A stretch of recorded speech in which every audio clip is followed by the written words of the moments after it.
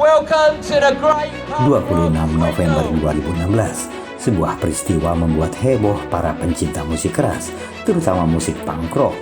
Di atas perahu, di tengah sungai Thames, London, merchandise asli Sex Pistols sengaja dibakar. Padahal konon, koleksi barang kenangan berupa pakaian langka, rekaman, dan properti band itu nilainya sekitar 6 juta hingga 7 juta dolar.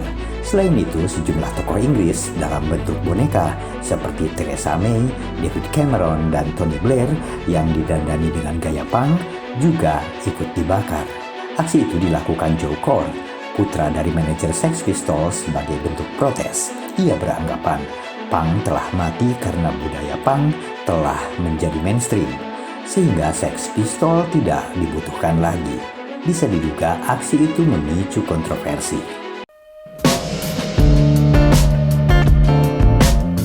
Sex Pistols lahir dari situasi yang sulit. Pertengahan 1970-an, Inggris sedang bergolak. Krisis minyak, inflasi yang tak terkendali, dan suasana sosial yang muram membuat anak-anak muda Inggris seolah kehilangan arah dan masa depan. Namun di sebuah toko baju bernama Sex, milik Malcolm McLaren dan Vivienne Westwood, lahirlah sesuatu yang tidak terduga. McLaren melihat potensi pada sekelompok anak jalanan. Steve Jones, pencuri amatir yang belajar main gitar sendiri. Paul Cook, drummer yang kencang, kasar, tapi punya beat yang stabil. Glenn Matlock, pemain bass yang paham akan musik. Dan yang paling menonjol, tentu saja John Lydon, yang kemudian dikenal sebagai Johnny Rotten, dengan matanya yang sinis dan mulut yang tak pernah bisa diam. Mereka tidak sedang menciptakan band biasa. Mereka sedang membangun pemberontakan.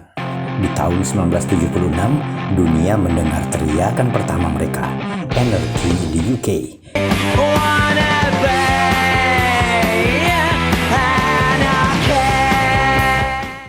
Ini bukan sekadar lagu rock, liriknya keras. Banyak stasiun radio yang bimbang untuk memutarnya. Banyak juga politisi yang marah. Media juga ketakutan menyinggung lagu itu. Tapi bagi sejumlah orang, lagu itu mewakili jeritan generasi yang merasa dikhianati negaranya sendiri. Musiknya sederhana, cepat, dan brutal, tapi kejujuran itulah yang membuatnya tak tertandingi. Puncak kontroversi datang pada 1977. Sex Pistols meluncurkan lagu God Save the Queen, tepat saat Inggris merayakan 25 tahun Ratu Elizabeth II bertahta. Tokoh-tokoh pun menolak menjualnya. Banyak pula stasiun radio yang tidak bersedia memutar lagunya. Bahkan tanggal lagu nasional di Inggris mencoba memblokir popularitasnya. Tapi publik, terutama anak muda, memahami pesannya dengan utuh. Mereka mendengar frustrasi mereka sendiri di dalam lagu itu, karena Inggris saat itu bukanlah negeri yang punya harapan, melainkan negeri yang kehilangan arah.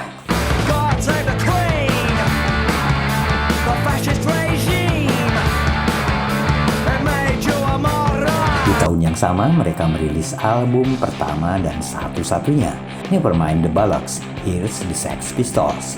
Album ini seperti gemuruh yang menghantam industri musik saat itu.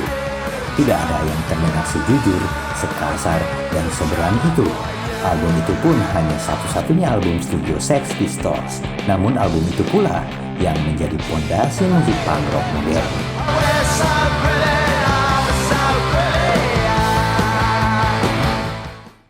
Mungkin tidak ada figur dalam sejarah punk rock yang lebih tragis daripada Sid Vicious. Ketika Glenn Matlock keluar, Sid Vicious bergabung menggantikan posisinya sebagai pemain bass.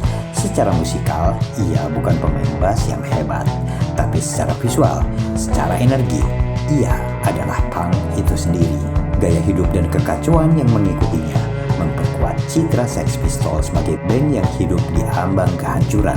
Sayangnya, itu bukan hanya citra, itu jadi kenyataan. Sid Vicious meninggal dunia pada 2 Februari 1979 di New York City pada usia 21 tahun. Penyebabnya overdosis heroin. Police say his death was an accident. Vicious, real name John Simon Ritchie, left a New York prison only yesterday.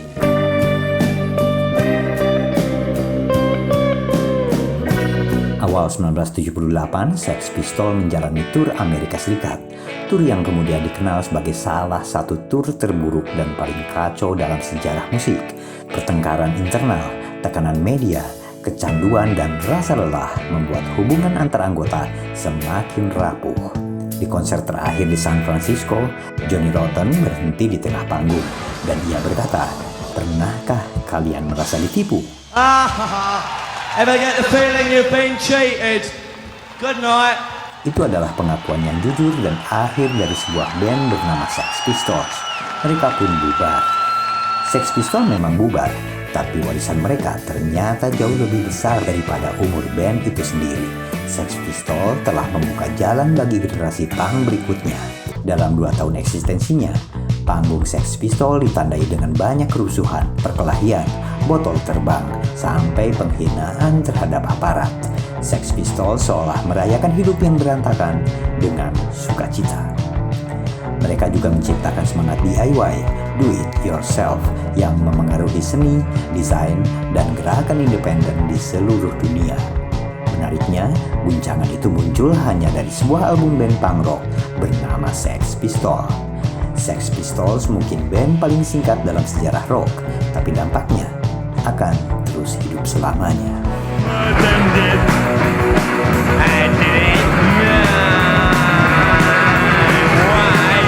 Demikian kawan-kawan kisah tentang Sex Pistols, sebuah band punk rock dari Inggris. Sampai jumpa dengan kisah-kisah lainnya.